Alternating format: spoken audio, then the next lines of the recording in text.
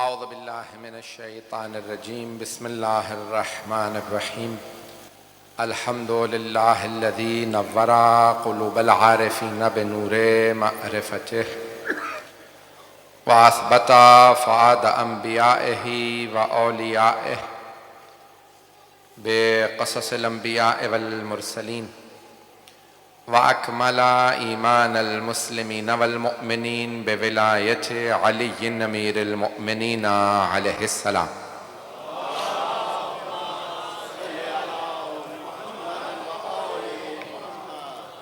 والصلاة والسلام والتحية والإكرام على أفضل الموجودات العبد المؤيد والرسول المسدد المصطفى الأمجد المحمود الأحمد أعني أبا القاسم محمد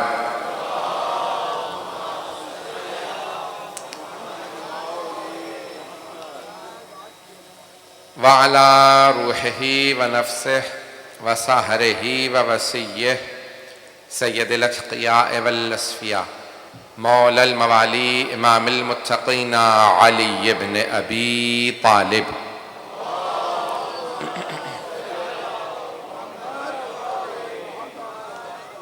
وعلى أوصيائه لا سيما بقية الله في الأرضين روحي وأرواح العالمين لتراب مقدمه الفدا واللعنة الدائمة على أعدائهم أجمعين من الآن إلى قيام يوم الدين أما بعد فقد قال الله الحكيم في كتابه الكريم بسم الله الرحمن الرحيم إنما يريد الله ليذهب عنكم الرجس أهل البيت ويطهركم تطهيرا صدق الله العلي العظيم.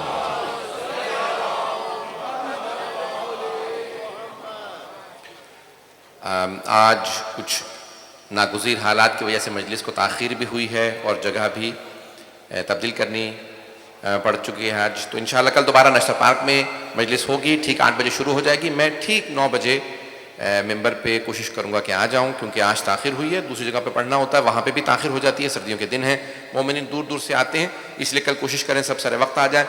انشاءاللہ تعالی میں 9 بجے آپ کی خدمت میں مطالب پیش کروں گا.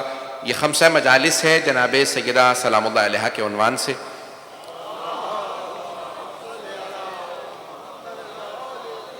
اس سے پہلے کہ میں اپنے اس موضوع سے متعلق کچھ مطالب پیش کروں، کیونکہ عالمی حالات آپ کے سب کے سامنے ہیں، میں صرف چند جملے پیش کرنا چاہتا ہوں کہ بہت بڑے ایک جرنیل کا، بہت بڑے ایک سردار کو شہید کیا، اور بلکہ 2 سرداروں کو، عراق اور ایران کے، مرحوم شہید قاسم سلیمانی اور مرحوم شہید ابو مہدی المہندس، جن دونوں نے خصوصاً داعش کی کمر کو توڑ دیا تھا. اگر آج آپ کو دوبارہ جذبہ اہل بیت دیکھنا ہے تو آل محمد ہی کے ماننے والوں میں نظر آئے گا. دہشت گردوں کا دنیا مقابلہ نہیں کرتی، ڈرتی ہے، لیکن ہم ایسے گھرانے کے ماننے والے ہیں کہ جن کے ماننے والے ایسے ہیں، ماننے والے ایسے ہیں کہ جن کے نام سے دہشت گرد ڈرتے ہیں. کہ آج اگر ان دونوں کا نام لیا جاتا تھا تو لوگوں کے دل دہل جاتے تھے. اور میں کہتا ہوں کہ یہ جو عربوں کا محاورہ ہے نا کہ جب بھیڑیے اور گیدڑ بہت زیادہ خوش ہو رہے ہوں تو سمجھ جاؤ جنگل میں شیر مارا گیا.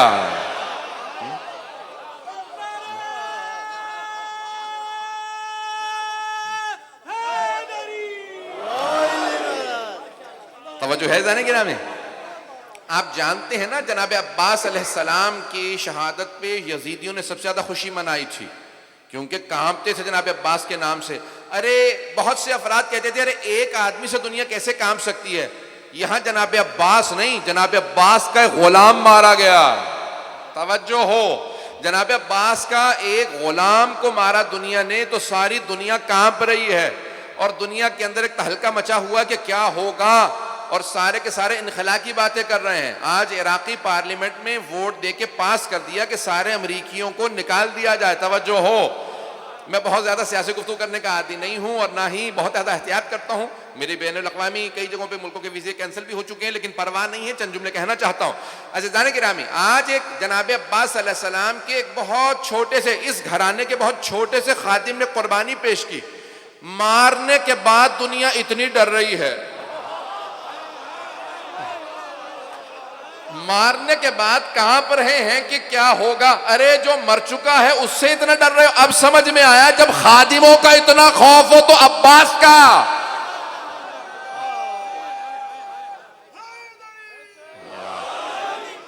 بات واضح ہو رہی ہے زانی گرامی. تو اب یہ آج پوری دنیا کے اندر, اور وہ اپنے آپ کو بہت سے لوگ یہ کہتے ہیں ہم بہت بڑی طاقت ہیں, دنیا کی سب سے بڑی طاقت ہیں, ایسی ہماری ایئر فورس ہے. دنیا کے آدھے سے زیادہ ملکوں کا اتنا بجٹ نہیں ہے جتنا ہم صرف اپنی ایئر فورس پہ لگا دیتے ہیں.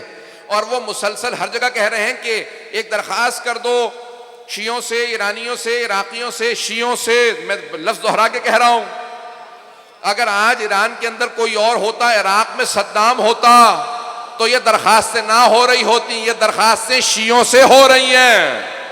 یہ اس لیے درخواستیں کی جا رہی ہیں کہ سب جانتے ہیں یہ کربلا کے ماننے والے ہیں, یہ حسین ابن علی کے ماننے والے ہیں, یہ عباس ابن علی کے ماننے والے ہیں. درخواستیں کی جا رہی ہیں کہ ان سے کہہ دو ہم کئی ارب ڈالر دینے کے لیے تیار ہیں, یہ بھی ہمارا ایک آدمی مار لیں لیکن بات زیادہ نہ بڑھائیں. اور جب ایرانی نے کہا کہ نہیں ہم بات کا بدلہ ضرور لیں گے, ہمارے جرنیل کو مارا گیا ہے, تو آج ساری جگہ دنیا میں باتیں یہ ہو رہی ہیں کہ فوجیں واپس بلا لو, ایسا نہ ہو کہ یہ فوجیں تابوتوں میں واپس آئیں.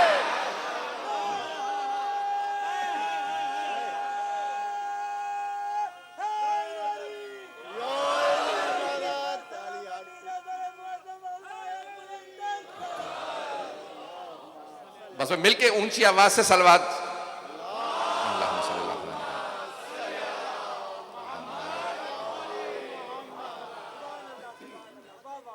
اللہ اکبر.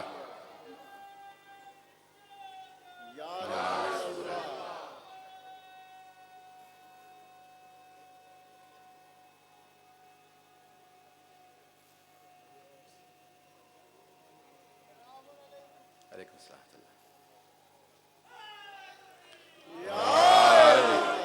توجہ ہے زدان گرامی, آپ جانتے ہیں نا تاریخ نے یہی لکھا ہے کہ جناب امیر اکیلے میدان میں کھڑے ہوتے تھے تو اپنوں کو بھی ڈھارس رہتی تھی, بیگانوں پہ بھی روب رہتا تھا. لوگ بات کرتے ہیں کہ ایک آدمی کا اتنا روب کیسے ہو سکتا ہے. ارے جب اس گھرانے کے غلاموں کا اتنا روب ہو, توجہ ہو, آج جس گھرانے کے غلاموں کا اتنا روب ہے, سوچئے کہ جب خود امام علیہ السلام آ جائیں گے, جب امام علیہ السلام تشریف لائیں گے تو دنیا پہ کیا روب ہوگا. ابھی تو لوگوں نے امام علیہ السلام کی تجلی نہیں دیکھی ہے, ان کا نہ نور دیکھا ہے نہ ان کی ذوالفقار دیکھی ہے. جس گھرانے کے غلاموں کا اتنا روب ہو, سوچیے اس گھرانے کے امام کا روب کیسا ہوگا. بس میں ایک آخری بات کہنا چاہتا ہوں کہ دنیا بھر کے اندر اس وقت بہت سے ممالک مختلف بیان دے رہے ہیں. میں صرف اور صرف ایک مشورہ دوں گا, کیونکہ میں جانتا ہوں میرا یہ بیان پوری دنیا کے اندر نشر ہوگا اور ترجمہ ہونے کے بعد بہت سے ممالک میں سنایا بھی جاتا ہے. میرے متعلق بہت زیادہ انٹرویو بھی ہو چکے ہیں, مختلف ممالک میں میرے ویزے بھی اس وقت جو ہیں بین ہیں. میں صرف ایک بات کہوں گا کیونکہ سب جگہ سن رہے ہیں. عزیزان گرامی, آپ کے ذریعے یہ پیغام پہنچا رہا ہوں دنیا کی تمام مسلمان حکومتوں کو, کہیں شیعوں کے بغض میں اگر ایک بہت بڑا معرکہ دوبارہ شروع ہو جائے تو شیعوں کے بغض میں شیعوں کی مخالفت نہ کرنا, یہ دیکھنا حق کس طرف ہے. باطل کے ساتھ شیعوں کے بغض میں کھڑے نہ ہو جانا, بے موت مارے جاؤ گے.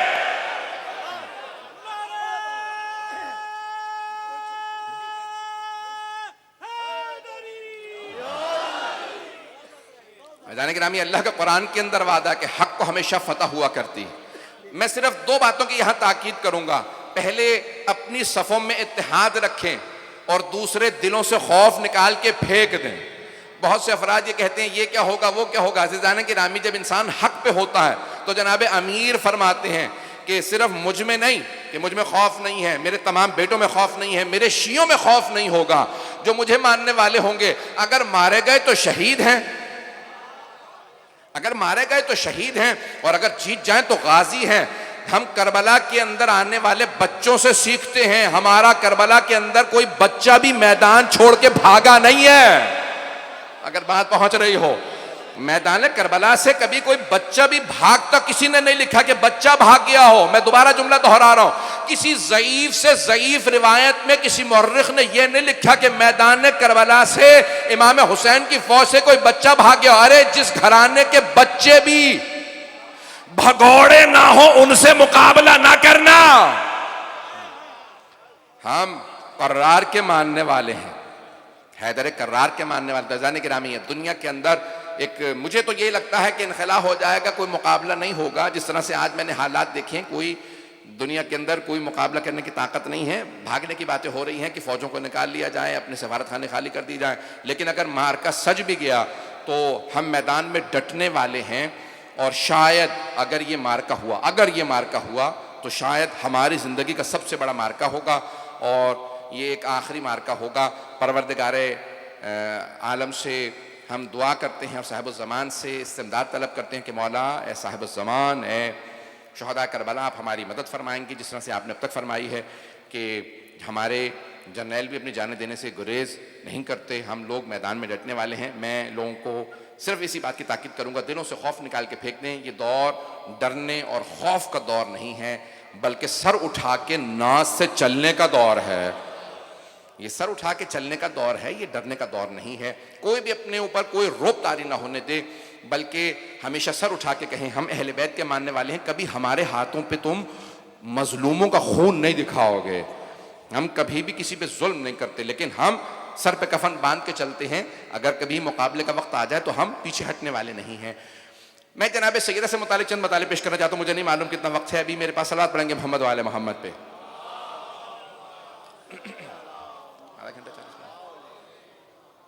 سارا مجمع ہے میرے ساتھ؟ اگر سارا مجمع اس وقت میرے ساتھ ہے اور میری باتوں سے متفق ہے تو باواز بلند صلوات پڑھیں گے.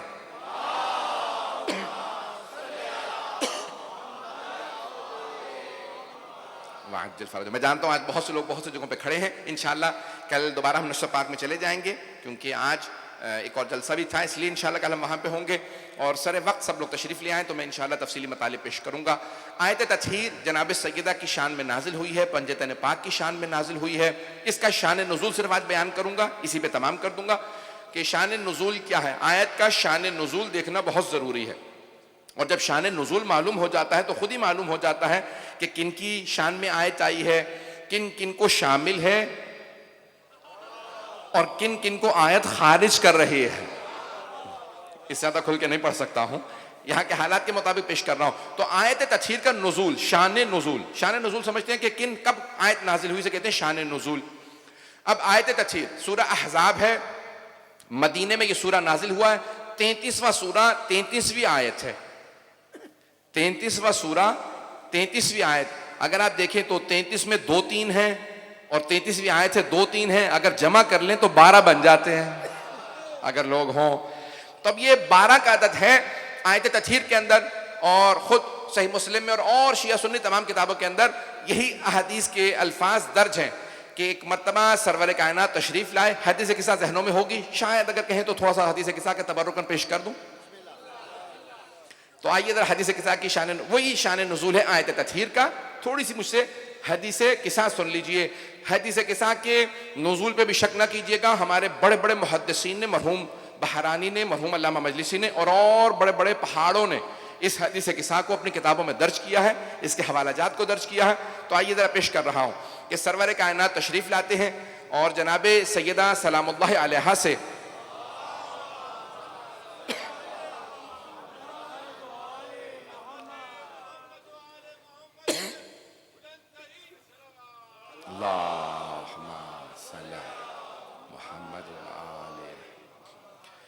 تو ایک مرتبہ تشریف لاتے ہیں اور کہتے ہیں کہ میں اپنے بدن میں کمزوری محسوس کر رہا ہوں, انی اجد فی بدنی ضعفا.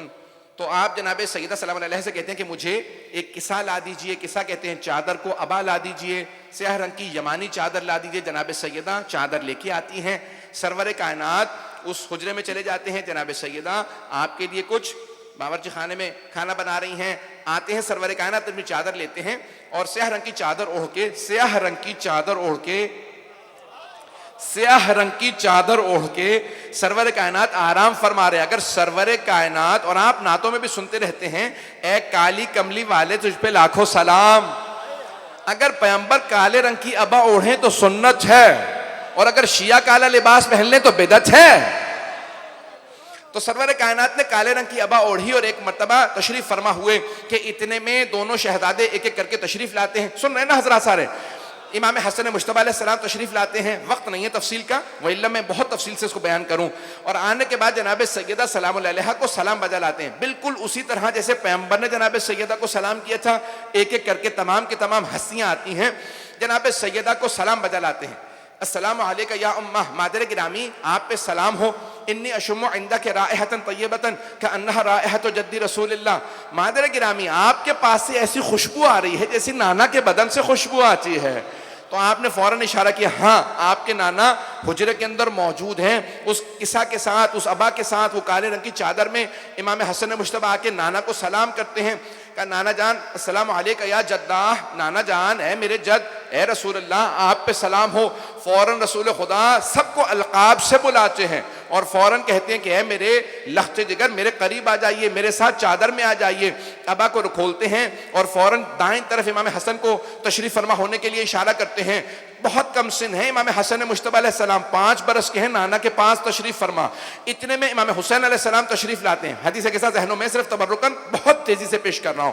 امام حسین علیہ السلام تشریف لاتے ہیں, آ کے اماں کو, اپنی والدہ کو سلام کرتے ہیں. کہا مادر گرامی آپ پہ سلام ہو, مجھے آپ کے پاس سے ایسی خوشبو آ رہی ہے جیسی نانا کے بدن سے آتی ہے. تو ایک مرتبہ جناب سیدہ نے سلام کا جواب دیا, کہا ہاں وہ آپ کے بھائی کے ساتھ چادر تلے ہیں تحت الکساء. ایک مرتبہ امام حسین علیہ السلام آ کے کہتے ہیں السلام علیکہ یا جدہ. ایک مرتبہ یا من اختارہ اللہ, آپ پہ سلام ہو جس کو اللہ نے چنا ہے. ایک مرتبہ امام حسین علیہ السلام سے رسول خدا فرماتے ہیں میرے نواسے میرے پاس آ جائیے, یا شافع امتی, میری امت کی شفاعت کرنے والے نواسے. اب رسول خدا فرما رہے ہیں میری امت کی شفاعت کرنے والے نواسے, آپ بھی میرے پاس آ جائیے. اب رسول خدا کے بائیں طرف امام حسین آ جاتے ہیں. اتنے میں جناب امیر آتے ہیں. آئیے ذرا بہت تیزی سے. امیر المؤمنین تشریف لائے اور جیسے ہی آئے تو جناب سیدہ کو سلام کیا, اور جناب امیر نے بھی, باہر سے آنے والا سلام کرتا ہے, القاب کے ساتھ جناب سیدہ کو سلام کیا. اور جیسے ہی جناب سیدہ نے اشارہ کیا, جناب امیر بھی تشریف لائے. اب آگئی جناب سیدہ, آنے کے بعد کہا یا ابتا, اے میرے بابا جان, اذن لی نکون معکم, میں بھی آ جاؤں. تو جناب سرور کائنات نے چادر کو کھولا. اب ایک مرتبہ جناب سیدہ فرماتی ہیں فلم مکتملنا جمیعا تحت الکساء, جب ہم پانچوں کامل ہو گئے, مکمل ہو گئے چادر تلے.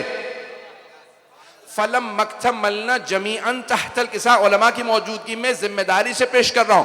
فرماتی ہیں جناب سے فلم مکتملنا جمیعا تحت الکساء, یعنی جتنے بھی اس وقت اہل بیت میں سے تھے,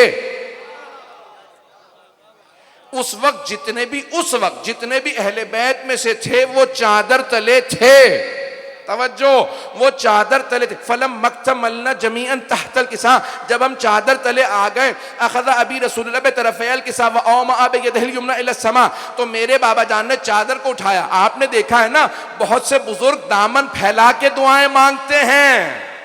اب یہ سمجھ میں آیا یہ دامن پھیلا کے مانگنا کہاں سے آیا؟ یہ سرور کائنات نے چادر اٹھا کے مانگا تھا کہ اللہم انا ہؤلاء اہل بیتی, پروردگارا یہ ہیں میرے اہل بیت. اگر اور کوئی اہل بیت میں سے ہوتا اس وقت, ازواج میں سے یا خاندان میں سے, تو انہیں بلا لیتے. جناب سیدہ فرما رہی ہیں فلم مکتملنا جمیعا تحت الکساء, جب ہم چادر تلے مکمل ہو گئے. اس کا مطلب ہے اور ان میں سے اس زمانے میں کوئی نہیں تھا. ہوتا تو پیغمبر کہتے آ جاؤ تم بھی اہل بیت میں سے ہو. یہ پیغمبر کا نہ بلانا بتا رہا ہے اہل بیت اور ہے باقی. ایک مرتبہ جناب سرور کائنات نے چادر کے دونوں کناروں کو ہاتھ میں لیا اور کہا اللہم انا ہؤلاء اہل بیتی. اب یہ تمام کے تمام مسلمانوں کی کتابوں میں حدیث آئی ہے, اسے کہا جاتا ہے حدیث کسا, کہ پیغمبر نے ہاتھوں کو. اب مجھے مجمع کی توجہ چاہیے. ایک مرتبہ سرور کائنات نے کہا اللہم انا ہؤلاء اہل بیتی, یہ جو چادر تلے ہیں یہ ہیں میرے اہل بیت. میں نے شاید اسی مقام پہ کسی جگہ پہ پیش کیا تھا کہ اللہ کے رسول نے کالے رنگ کی چادر اڑھائی, کالے رنگ کی چادر اڑھائی. یہ میں سوچتا تھا پیغمبر نے کالے ہی رنگ کی چادر کیوں اڑائی؟ تو میری نگاہوں میں خانہ کعبہ آیا کہ اللہ نے جب اپنے سارے کے ساری مسجد الحرام کو اپنا حرم قرار دیا تو اللہ فرق بتانا چاہتا تھا، حرم اور ہے، بیت اور ہے۔ کچھ لوگ پہنچ گئے ہیں، حرم اور ہے، بیت اور ہے۔ بیت اللہ پہ اللہ نے کالا غلاف اڑایا، اللہ کا بیت ہے خانہ کعبہ، بیت اللہ، تو اللہ نے کالا غلاف اڑا کے بتایا یہ ساری مسجد حرم ہے، یہ ہے میرا بیت۔ تو پیغمبر نے بھی کالے رنگ کی چادر اڑا کے بتایا حرم اور ہے، اہل بیت۔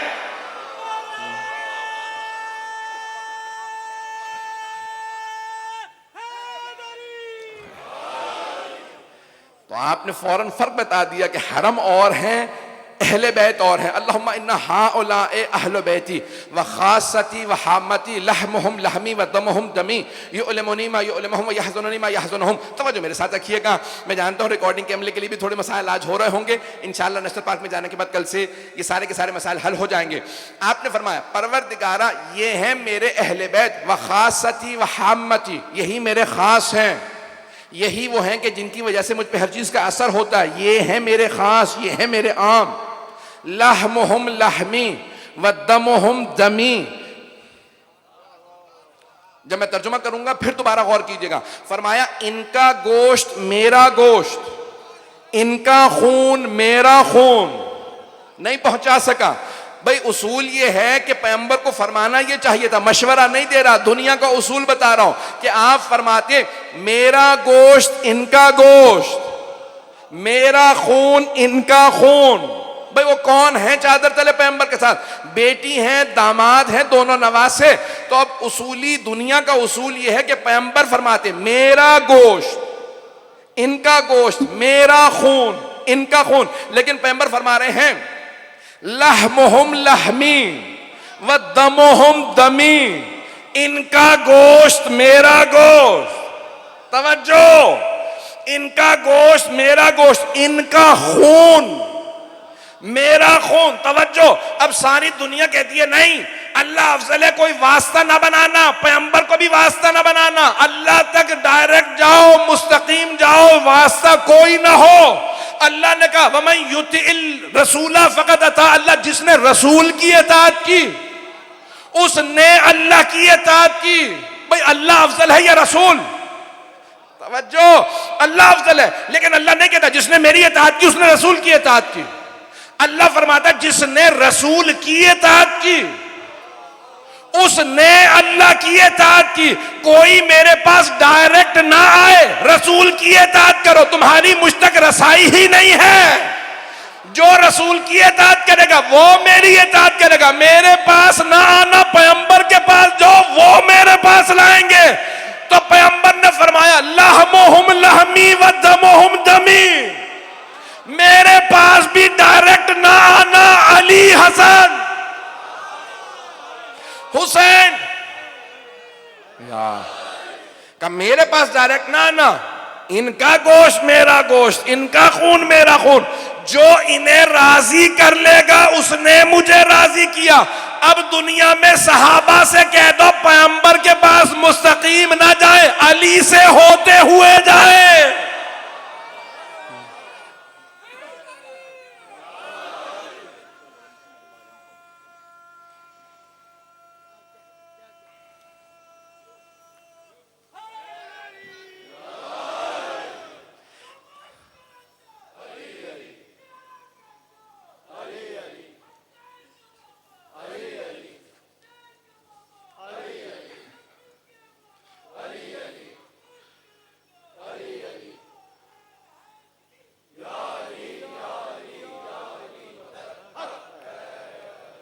بآواز بلند صلوات پڑھیں گے جناب سیدہ کی عظمت پہ۔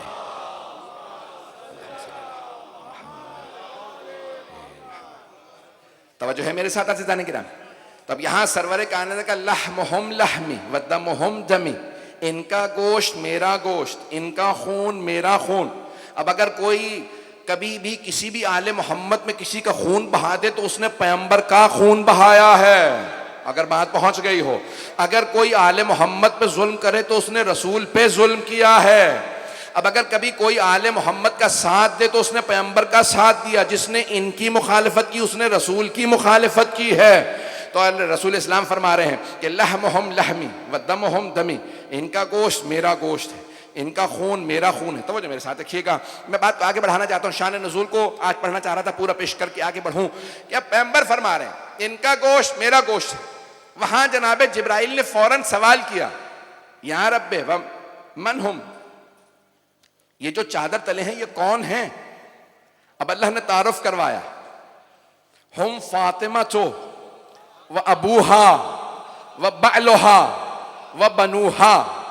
اللہ نے تعارف کروایا کہ کون ہیں یہ جو چادر تلے ہیں، کہا یہ فاطمہ ہیں، فاطمہ کے بابا، فاطمہ کا شوہر، فاطمہ کے بیٹے ہیں۔ میں آپ کی دعائیں لوں گا اس جملے کے بعد، پیش کر رہا ہوں، شاید اس کے اندر ایک نیا پہلو ہو جو میں نے کوشش کی ہے ایک آپ کی خدمت میں پیش کروں کہ سارے مجمع کی توجہ رہے۔ اللہ نے تعارف کروایا تو جناب سیدہ سلام اللہ علیہا سے تعارف کروایا، یہ نہیں کہا کہ میرا رسول ہے، ان کی بیٹی ہے، ان کا داماد ہے، ان کے دو نواسے ہیں۔ پیغمبر سے تعارف نہیں کروایا، تعارف کروایا تو جناب سیدہ سے تعارف کروایا کہ ہم فاطمہ تو، کون ہیں یہ پانچ چادر تلے؟ کا فاطمہ ہیں، فاطمہ کے بابا ہیں، فاطمہ کے شوہر، فاطمہ کے بیٹے۔ توجہ، سارے مجمع کی توجہ ہو، شاید میں نے پیش کیا ہو مجھے نہیں یاد ہے۔ عزیزان گرامی، اللہ تعارف کروا رہا ہے پنجتن پاک کا، لیکن جناب سیدہ سے۔ پہلی بات کہ اسلام حقوق بتا رہا ہے خواتین کے کہ جو ہم نے حق دیے ہیں وہ کسی نے نہیں دیے۔ جہاں دنیا کی کائنات کی سب سے افضل ہستیوں کا تعارف ہو تو سیدہ سے ہو۔ اور پھر اللہ نے تعارف کروایا اہل بیت علیہ السلام کا تو جناب سید ہے۔ توجہ ہم میرے ساتھ، تعارف کروایا تو جناب فاطمہ الزہرا سے، رسول خدا سے نہیں، علی مرتضیٰ سے نہیں، امام حسن سے نہیں، امام حسین سے نہیں، بلکہ جناب سیدہ سے تعارف کروایا، اہل بیت کا۔ جناب سیدہ سے تعارف کروایا گا، کون ہے؟ کہ فاطمہ ہے، ہم فاطمہ تو۔ پھر ایک جملہ کہوں گا، توہین مقصود نہیں ہے، اللہ نے الفاظ استعمال کیے ہیں، توجہ چاہوں گا عزیزان گرامی۔ اللہ یہ نہیں کہتا کہ محمد ہیں، علی ہیں، فاطمہ ہیں، حسن ہیں، حسین ہیں۔ اللہ فرماتا ہم فاطمہ تو، فاطمہ ہیں، ان کے بابا ہیں۔ یا اللہ، کیا بابا کا نام نہیں ہے؟ وَبَعْلُهَا، فاطمہ کے شوہر، کیا شوہر کا نام نہیں ہے؟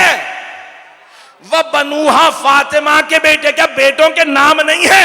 اللہ کہہ رہا ہے نہیں، یہاں سارے کے سارے اہل بیت کے تعارف کا مرکز فاطمہ ہے۔ توجہ توجہ، ابھی نعرہ نہیں آئے گا کہ اہل بیت کے تعارف کا مرکز فاطمہ ہے، اہل بیت کے تعارف کا مرکز فاطمہ ہے۔ نہ رسول خدا سے، نہ علی مرتضیٰ سے، نہ حسنین کریمین علیہ السلام سے تعارف اللہ نے کروایا جناب فاطمہ سے۔ توجہ ہو، ان کا مقام کم نہیں کر رہا، سیدہ کی عظمت سمجھانے کی کوشش کر رہا ہوں۔ پروردگارا، تو نے تعارف جناب سیدہ سے کیوں کروایا؟ پیغمبر سے یا کسی مرد سے تعارف کرواتا جنہیں سب نے دیکھ رکھا تھا کہ میرا رسول ہے، ان کی بیٹی، داماد، ان کے دونوں نواسے، یا شہ ولایت ہے، یا حسنین کریمین۔ اللہ نے کہا نہیں، یہ اہل بیت کا تعارف ہے، میں نے سیدہ کو اہل بیت کا مرکز قرار دے دیا ہے۔ اب جب بھی کبھی اہل بیت پہ اختلاف ہو کہ کوئی اہل بیت میں ہے یا نہیں ہے، اسے مرکز پہ پلٹا دینا۔ اگر مرکز سے محرم ہو تو اہل بیت میں، اور نہ محرم ہو تو اہل بیت سے خارج۔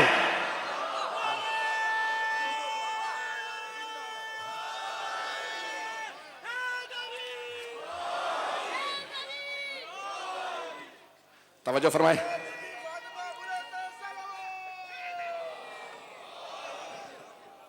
توجہ ہے ذہن گرامی، اللہ نے مرکز تعارف اہل بیت جناب سیدہ کو قرار دیا۔ مجھے دو اور پہلوؤں کو پیش کرنا ہے، اگر چلتے رہیں گے میرے ساتھ، تاخیر تو ہو گئی ہے، تھوڑی سی دیر اور چلیے گا۔ اللہ نے مرکز بنایا، یقین مانیے کہ آرام نہیں اس طرح سے کر سکا، پوری رات فلائٹ میں رہا ہوں، آج سارا دن سفر میں رہا، اور پچھلا پورا ہفتہ بھی سفر ہی سفر تھا، لیکن آپ کی خدمت میں پیش کر رہا ہوں۔ ممبر پہ آیا، بارہویں امام سے استمداد طلب کر کے کہ مولا آپ کی دادی کے فضائل پیش کرنا چاہ رہا ہوں، مجھے بس طاقت دیجیے کہ پڑھ سکو۔ میں پیش کر رہا ہوں، اللہ نے مرکز بنایا جناب سیدہ کو، ہم فاطمہ تو و ابوہا و بعلہا و بنوہا۔ جناب جبرائیل نے فوراً سوال کیا، پروردگارا اچھا اذن لی ان اکون معہم سادسا، پروردگارا کیا تو اجازت دیتا ہے کہ میں ان پانچویں میں چھٹا بن جاؤں کچھ دیر کے لیے، جب تک میں نتیجہ نہ دوں کوئی نتیجے میں نہ پہنچ جائے۔ اللہ نے کہا قد اذنت لک، میں نے اجازت دی۔ جناب جبرائیل وہاں سے چلے، قصیدے پڑھتے ہوئے، آیت تطہیر کی تلاوت کرتے ہوئے یہاں پہنچے، پھر کہا اچھا اذن لی یا رسول اللہ، یا رسول اللہ کیا آپ اجازت دیتے ہیں کہ میں چادر تلے آ جاؤں؟ توجہ، وہاں سے اجازت لے کے چلے ہیں، وہاں سے اجازت لے کے چلے ہیں جناب جبرائیل۔ اللہ نے کہا قد اذنت لک، میں نے اجازت دے دی، یہاں آ کے پھر اجازت مانگ رہے ہیں۔ اچھا اذن لی یا رسول اللہ، یا رسول اللہ کیا آپ اجازت دیتے ہیں میں چادر تلے آ جاؤں؟ اللہ نے اجازت دے دی ہے۔ اے جناب جبرائیل آپ سید الملائکہ ہیں، جب اللہ نے اجازت دے دی تو دوبارہ اجازت مانگنے کا مقصد کیا ہے؟ تو میرا دل کہتا کہیں گے میں دنیا کو ادب سکھا رہا ہوں، میں دنیا کو ادب۔ آئے ایک مرتبہ کہا یا رسول اللہ اللہ نے اجازت دے دی ہے، کیا آپ اجازت دیتے ہیں میں چادر تلے آ جاؤں؟ کیا قد اذنت لک، میں نے بھی اجازت دی۔ جناب جبرائیل چادر تلے آئے اور آنے کے بعد کہا ان اللہ قد اوحی الیکم یقول، اللہ آپ سب پہ، علماء کی موجودگی میں، ان اللہ قد اوحی الیکم، الیکا یا رسول اللہ نہیں کہا، ان اللہ قد اوحی الیکم یقول انما یرید اللہ لیذھب عنکم الرجس اہل البیت ویطہرکم تطہیرا۔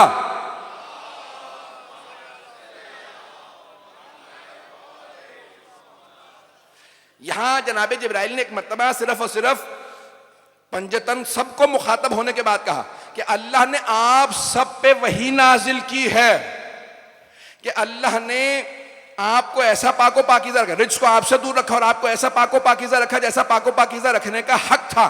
یہ فوراً کہا، آیت کو پیش کیا، آیت تطہیر کو پڑھا، کہا یا رسول خدا اجازت ہے میں واپس چلا جاؤں؟ رسول خدا نے دوبارہ فرمایا قد اذنت لک، میں نے اجازت دی چلے جائیے۔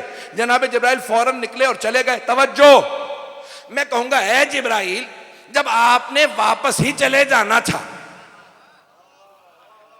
اور چادر تلے صرف آیت سنانے کے لیے آنا تھا، کہ وہ جناب جبرائیل انسان تو ہے نہیں، فرشتے ہیں، ان کے احساسات نہیں ہیں، صرف اور صرف عقل ہے، تو آپ باہر سے آیت سنا کے چلے جاتے۔ پیغمبر کو مخاطب ہوتے، پنجتن سے مخاطب ہوتے، کہتے آیت نازل ہوئی ہے، میں آیت سنانے آیا تھا، واپس جا رہا ہوں۔ یہ آپ نے کیوں اتنی تمہید باندھی؟ مجھے چادر تلے آنے دیجئے، آیت سنائی، پھر کہا اجازت دیجئے چلا جاؤں۔ میں جانتا ہوں میں آپ لائق نہیں، اس چادر لائق نہیں، صرف آیت سنانے آیا تھا، تو اتنا تردد کرنے کی کیا ضرورت تھی؟ آیت سناتے چلے جاتے۔ تو میرا دل یہ کہتا ہے جناب جبرائیل کہیں گے کہ میں آیت سنانے کے لیے چادر تلے اس لیے گیا کہ میں جانتا تھا اگر میں باہر سے آیت سنا کے چلا جاتا تو جو جو گھر میں تھا وہ کہتا میرے گھر میں آیت آئی تھی، میں بھی آیت میں ہوں، وہ بھی آیت میں ہے، یہ بھی آیت میں ہے، یہ ساری وہاں تھی۔ جناب جبرائیل نے کہا میں بھی آیت چادر تلے سناؤں گا، آیت صرف انہی کے لیے ہے جو چادر تلے ہے۔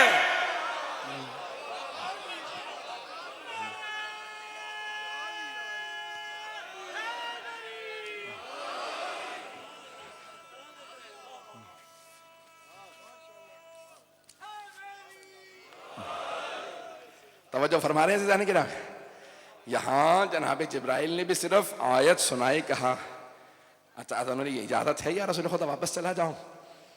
تو اب وہاں شان نزول جلدی مکمل کر دوں، آج تھوڑی سی دیر اور چلیں گے نا، میں تو خون جگر دے رہا ہوں۔ تب ایک مرتبہ حضرت ام سلمہ رضی اللہ عنہا جو قریب میں کھڑی تھی، انہوں نے اجازت مانگی، اب انہوں نے بھی اجازت مانگی، اتأذن لی یا رسول اللہ، یا رسول اللہ کیا آپ اجازت دیتے ہیں میں بھی چادر تلے آ جاؤں؟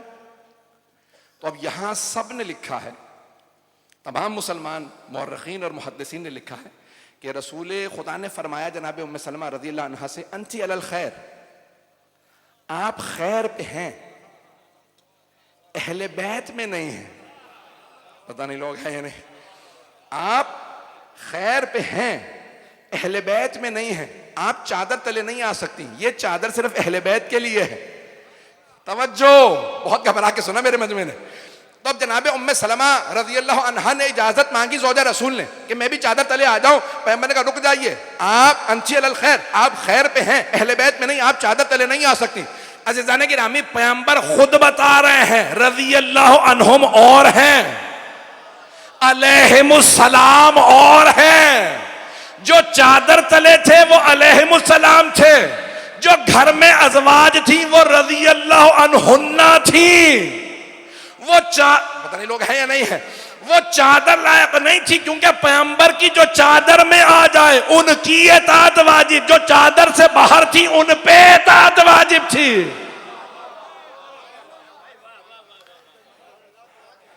ایک جملہ میں نے گزشتہ سال کہا تھا، اس کو شاید پیش کر کے آگے بڑھ جاؤں گا کہ شاید آپ کے ذہنوں میں ہوگا کہ کیا فرق تھا. ایک اور فرق، آخری فرق پیش کر کے آگے بڑھ رہا ہوں، بس اسی پہ شان نزول ختم.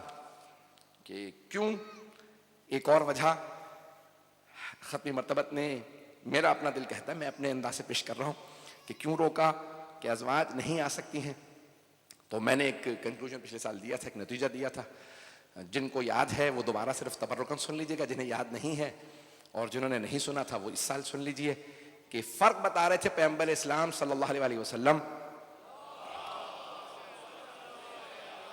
ہے بھی وقت تمام ہو چکا، مجھے اشارہ مل گیا، اسی پہ تھوڑا سا 2-4 منٹ مجھے چاہیے پھر بھی مکمل کرنے کے لیے.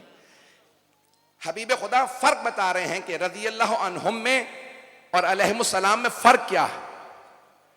یہاں پیغمبر اسلام چادر میں پنجے تن کو بٹھانے کے بعد کہتے ہیں اللہم ان ہؤلاء اہل بیتی، پروردگارہ یہ ہیں میرے اہل بیت. باقی سب کو روک دیتے ہیں، ازواج سے منع کر دیا، آپ نہیں آ سکتی، بس یہ انہی کے لیے آیت ہے. تو پیغمبر فرق بتا رہے ہیں کہ رضی اللہ عنہم میں اور علیہم السلام میں فرق ہے.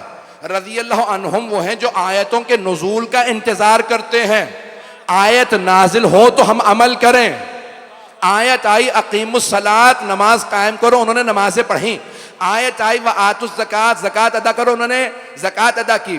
وَلِلَّهِ عَلَى النَّاسِ حِجُّ الْبَيْتِ مَنِ اسْتَطَاعَ إِلَيْهِ سَبِيلًا، آیت آئی کہ اللہ کے گھر کا حج بجا لاؤ، اگر استطاعت رکھتے ہو. وہ حج پہ چلے گئے.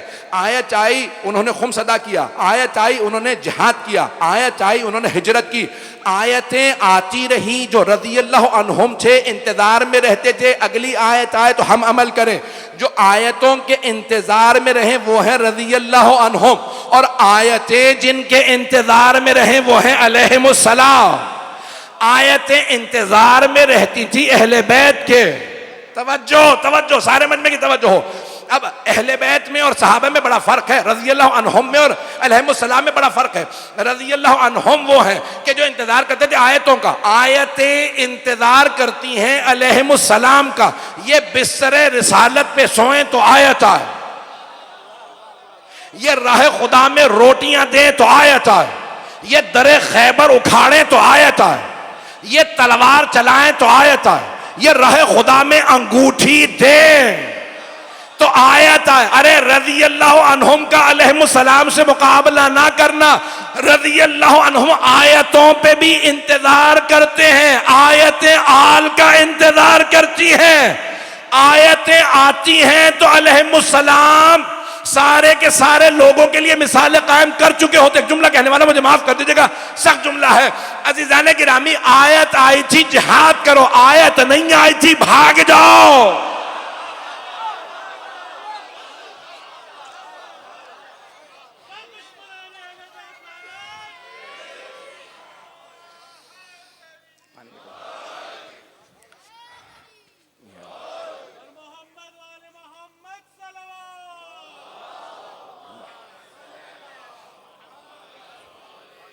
توجہ ہے ذہن گرامی.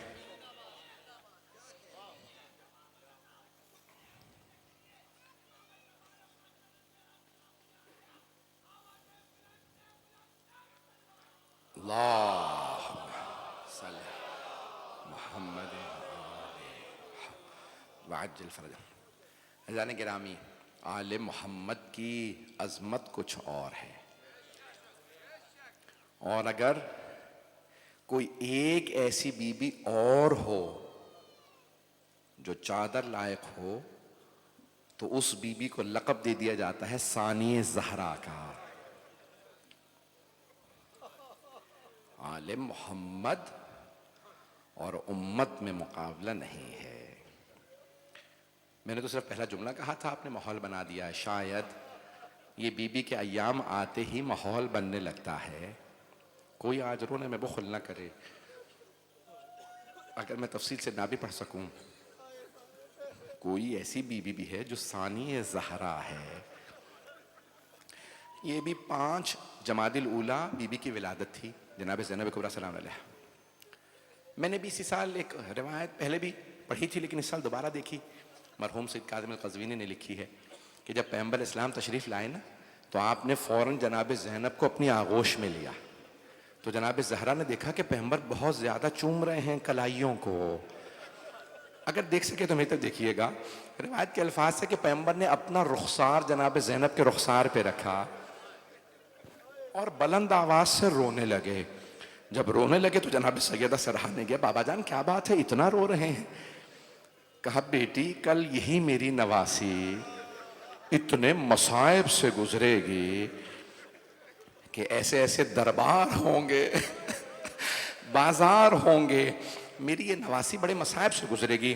ہیا ام المصائب، بہرحال وہاں پہ مختلف الفاظ ہیں جو مختلف علماء نے لکھے ہیں کہ یہ ام المصائب قرار پائیں گی۔ میں آج چند جملے صرف مصائب کے پیش کرنا چاہتا ہوں، جناب زینب کبریٰ کے جو جناب سیدہ سے مربوط ہیں۔ دونوں ماں بیٹیاں دربار میں گئی ہیں، لیکن فرق ہے ماں صحابی کے دربار میں گئی ہے، بیٹی شرابی کے دربار میں گئی ہے۔ اور جانتے ہیں شرابی کے دربار کیسا تھا؟ صحابی کے دربار سے ماں بوڑھی ہو کے واپس آئی ہیں، اب سوچئے شرابی کا دربار کیسا ہوگا۔ مولا سجاد فرماتے ہیں کہ میری پھپھیاں جب شام سے واپس آئی تھی تو کوئی بی بی پہچانی نہیں جا رہی تھی۔ کسی بی بی کو بھی جب گھر کی کوئی خاتون دیکھتی تھی تو پہچانتی نہیں تھی۔ شاید دھوپ میں رنگ بدل گئے ہوں گے، شاید زندان میں تازیانے لگنے سے۔ عجیب و غریب کیفیت ہوتی ہے نا، وہ جو بیبیاں سختیوں کی عادی نہ ہوں، وہ بیبیاں جو سایہ رسالت میں پلی ہوں، علی کی ولایت کے سائے میں پلی ہوں، سیدہ کی چادر تلے پلی ہوں، انہیں عادت نہیں تھی بازاروں کی، درباروں کی۔ میں ایک جملہ، ایک روایت، بس ایک روایت پڑھنا چاہتا ہوں، میرے ساتھ چلتے رہے گا، کوئی بخل نہ کرے، آج رونے میں پہلی شب ہے۔ اب یہ روایت پیش کر رہا ہوں، وہی مرحوم قزوینی کی کتاب سے بھی، ریاض القدس میں بھی ہے، سغنام آل محمد میں بھی ہے، کہ جب جناب زینب کبریٰ پہنچی دربار یزید میں تو ایک مرتبہ دور سے جناب زینب کی نظر پڑی کہ کوئی تخت پہ بی بی کھڑی ہے۔ بی بی نے فوراً دور سے دیکھ کے پہچان لیا، دربار بہت بڑا ہے، جب آپ شام زیارات پہ جائیں گے تو آپ دیکھیں گے بہت بڑا دربار۔ پھر بھی جناب زینب نے پہچان لیا، فوراً جناب ام کلثوم سے کہا، ام کلثوم پہچانا سامنے کون ہے؟ تو جناب ام کلثوم نے کہا کہ بی بی جب سے عباس کی شہادت ہوئی ہے میری دور کی بینائی کمزور ہو گئی ہے۔ بس بھئی میں دیکھ رہا ہوں میرے بعض بزرگ برداشت نہیں کر پا رہے، ابھی تو میں نے سخت جملے پڑھے ہی نہیں ہیں، بس بھئی جہاں جہاں پہ جگہ مل جائے بیٹھ کے سن لیجئے گا۔ ایک مرتبہ جناب زینب کبریٰ سلام علیہ نے فرمایا، کہا ام کلثوم غور سے دیکھو سامنے ہند کھڑی ہے۔ تو جناب ام کلثوم نے کہا بی بی کون سی ہند؟ وہ جو ہماری خادمہ تھی، مولا امیر المومنین کے گھر میں خادمہ کے طور پہ رہی تھی۔ کہا وہ جسے ہم نے پردہ سکھایا تھا؟ کہا ہاں ام کلثوم وہی ہند جسے ہم نے پردہ سکھایا تھا۔ اب جناب ام کلثوم نے کہا بی بی وہ ہند جسے ہم نے پردہ سکھایا تھا وہ تو پردے میں ہے، لیکن ہم پردے میں نہیں ہیں۔ ہند نے ایک برقع لے رکھا تھا جس کا نقاب باریک تھا، چہرہ نظر آ رہا تھا، اسے بتایا تھا یزید کو باغیوں پہ فتح ہوئی ہے، وہ باغیوں کا تماشا دیکھنے آئی تھی، اسے نہیں معلوم کون آ رہا ہے۔ ایک مرتبہ بیبیاں اب سر جھکائے ہند کے سامنے سے گزر رہی ہیں۔ آپ جانتے ہیں نا جو غیرت مند لوگ ہوتے ہیں، باحیا ہوتے ہیں، وہ پریشانیوں میں، مصائب میں اپنوں سے ملنا پسند نہیں کرتے۔ مصائب کس کس کو بتائیں گے ہم پہ کیا گزر گئی۔ بس اتنے میں سب بیبیاں سر جھکائیں ہند کے سامنے سے گزر رہی ہیں۔ ایک مرتبہ ہند نے وہیں تخت پہ کھڑے کھڑے، زمین پہ نہیں کھڑی تھی، تخت پہ کھڑی تھی، کیونکہ یزید کا دربار تھا، شوہر ہے لیکن جانتی ہے یہ دربار اچھا نہیں۔ وہیں پہ کھڑے کھڑے سوال کیا جناب زینب سے، من ای بلاد انتم، آپ لوگ کون سے شہر کے رہنے والے؟ جناب زینب نے سر نہیں اٹھایا، ہاتھ بندھے ہوئے تھے بی بی کے، بی بی نے وہیں بندھے ہاتھوں سے سر جھکائے جھکائے کہا نحن من بلاد المدینہ، ہم لوگ مدینہ شہر کے رہنے والے ہیں۔ ہند فوراً تخت سے اتری، زمین پہ آ گئی۔ جناب زینب نے پوچھا کیا بات ہے، تخت سے کیوں اتری ہو؟ کہا بی بی مدینے والوں کے احترام میں مدینے والوں کا بڑا احترام کرتی ہوں۔ جناب زینب کے آنسو بہنے لگے۔ ایک مرتبہ ہند نے کہا بی بی میں مدینے والوں سے متعلق سوال کرنا چاہتی ہوں، کیا آپ مدینے والوں کو جانتی ہیں؟ جناب زینب نے ایک مرتبہ ابھی بھی سر نہیں اٹھایا، فوراً کہا کس کے متعلق پوچھنا چاہتی ہو؟ ہند نے کہا بی بی مدینے میں میرے مولا حسین رہتے ہیں، میں علی کے خاندان سے متعلق سوال کرنا چاہتی ہوں، میرے مولا کے بیٹے ہیں، بڑے دلیر ہیں۔ جناب زینب کے آنسو بہنے لگے۔ کہ اور کس کا پوچھنا چاہتی ہے؟ کہ بی بی میرے مولا کا ایک جوان بیٹا ہے، ہم شکل پیغمبر ہے، نام علی اکبر ہے، بہت خوبصورت ہے۔ جناب زینب کے آنسو اور تیزی سے بہنے لگے۔ کہ اور کس کا پوچھنا چاہتی ہے؟ کہ بی بی میرے مولا کا ایک اور بیٹا ہے، نام سجاد ہے، بہت غیرت مند ہے، عابد و زاہد ہے۔ جناب زینب نے کہا اور کس کا پوچھنا چاہتی ہے؟ کہ بی بی میرے مولا کا ایک بھائی ہے، نام عباس ہے۔ جناب زینب نے کہا ہند اپنے مولا کی بہنوں کا نہیں پوچھے گی؟ ایک مرتبہ ہند نے سر اٹھا کے کہا خبردار بی بی، ان بیبیوں کے نام مت لیجئے گا، وہ علی کی بیٹیاں ہیں، یہ شرابی کا دربار ہے، خبردار بی بی ان کے نام نہ لینا۔ ان کی ماں کا جنازہ رات میں اٹھا تھا، وہ بڑی پردہ دار بیبیاں ہیں، یہ شرابی کا دربار ہے، بی بی ان کے نام نہ لینا۔ اب جناب زینب سے رہا نہیں گیا، بی بی نے سر اٹھایا۔ ایک مرتبہ کا ہند غور سے دیکھ، میں زینب ہوں، یہ میرے ساتھ ام کلثوم، وہ رباب، وہ سکینہ، وہ رقیہ۔ ایک مرتبہ ہند رونے لگی، کہا بی بی اتنا سب کچھ ہو گیا، عباس کہاں تھا؟ جناب زینب نے کہا ہند سامنے دیکھ، وہ جو سر رکھے ہیں، پہلا سر حسین کا، ساتھ میں علی اکبر، وہ جو سر ہے وہ عباس کا، وہ جو قیدی بیٹھا ہے وہ سجاد ہے، وہ بچہ محمد باقر ہے۔ خدا کی قسم ہند نے اپنے سر سے برقع اتارا، زمین پہ پھینکا، دوڑتی ہوئی مجمع عام میں آ گئی، رو رو کے کہنے لگی او یزید یہ تو نے کیا کیا؟ یہ نبی کی نواسیاں، یہ علی کی بیٹیاں، ان کی ماں کا جنازہ رات میں اٹھا تھا۔ یزید اٹھا اپنے تخت سے، اپنی عبا اتاری، ہند کے سر پہ رکھی، اور ایک مرتبہ کہنے لگا ہند دیکھتی نہیں نامحرموں کا مجمع ہے، تو بغیر چادر کے نامحرموں میں آ گئی۔ ہند نے یزید کی عبا اتار کے زمین پہ پھینکی، کہ او یزید جنہوں نے ہمیں پردہ سکھایا، تو ان بیبیوں کو مجمع عام میں لے آیا۔ الا لعنت اللہ علی القوم الظالمین۔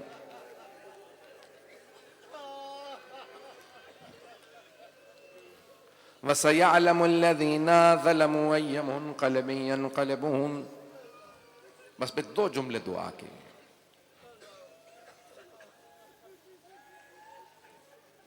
ہاتھوں کو بلند کیجئے گا۔ میں دیکھ رہا ہوں میرے بعض بزرگ برداشت نہیں کر پا رہے، صرف ایک ہی سوال کروں گا۔ آپ شام میں نہیں تھے، آپ نے صرف سنا ہے، مولا سجاد نے دیکھا تھا، اسی لیے پھر پوری زندگی روتے رہے۔ اور جب بھی کسی نے سوال کیا مولا کب تک گریہ کیجئے گا، مولا نے ہمیشہ یہی کہا تم نے انصاف نہیں کیا۔ نبی یعقوب کا ایک بیٹا یوسف آنکھوں سے دور ہوا تھا، 11 سامنے تھے، انہوں نے رو رو کے آنکھیں گوا دی تھی، میرے 18 یوسف ایک دن میں مارے گئے۔ کہا لیکن مولا شہادت تو آپ کی میراث ہے۔ مولا نے کہا ہاں منہال شہادت ہماری میراث ہے، لیکن کیا ماؤں بہنوں کے ساتھ، پھپھیوں کے ساتھ بازاروں میں جانا، درباروں میں جانا، یہ بھی ہماری میراث ہے۔ پروردگارا جناب سیدہ سلام اللہ علیہ کی بارگاہ میں پرسہ دیتے ہیں ان کی بیٹیوں کا، پروردگارہ ان کی پوتیوں کا پرسہ دیتے ہیں، جناب سیدہ قبول فرمائے۔ پروردگارہ صاحب الزمان کا ظہور دیکھنا نصیب فرما، دشمنان اہل بیت کو نیست و نابود فرما۔ پروردگارہ سارے باطل جمع ہو گئے ہیں اسلام کے مقابلے میں، تشیع کے مقابلے میں، آج ہندوستان میں، کشمیر میں، افغانستان میں، عراق میں، ایران میں، شام میں، بحرین میں، فلسطین میں، یمن میں، نائجیریا میں، برما میں، ہر جگہ حالات خراب ہے، خود پاکستان میں۔ پروردگارہ ان سارے باطلوں کو نابود فرما، اسلام کی حفاظت فرما۔ پروردگارہ بانیان مجلس، حاضرین مجلس، سب کی توفیقات میں اضافہ فرما، ہماری گنہگار آنکھوں کو امام زمانہ کی زیارت نصیب فرما، دشمنان اہل بیت کو نیست و نابود فرما۔ پروردگارہ نہ جانے ان سب کو ائمہ علیہ السلام کے حرم سے کیا تکلیف ہے، آج سب ہمیں دھمکیاں دیتے ہیں کہ تمہارے ائمہ علیہ السلام کے حرم کو زد پہ لائیں گے۔ پروردگارہ جو بھی محمد و آل محمد کے زیارت گاہوں کو میلی نگاہ سے دیکھیں انہیں غارت فرما۔ پروردگارہ ہمارے مقامات مقدسہ کی حفاظت فرما۔ پروردگارہ جناب سیدہ کی قبر کی دوبارہ تعمیر ہوتا دیکھنا نصیب فرما، جنت البقیع دوبارہ تعمیر ہوتا دیکھنا نصیب فرما۔ پروردگارہ دنیا میں حالات خراب ہے، سب کی حفاظت فرما، جو ہاتھ بلند ہیں کسی کو رد نہ فرما، بے اولادوں کو اولاد عنایت فرما، مقروضوں کے قرضے ادا فرما، پریشان حالوں کی پریشانیاں دور فرما۔ ربنا تقبل منا انك انت السميع العليم بحق محمد وآلہ الطیبین الطاہرین المعصومین۔ ماتم حسین۔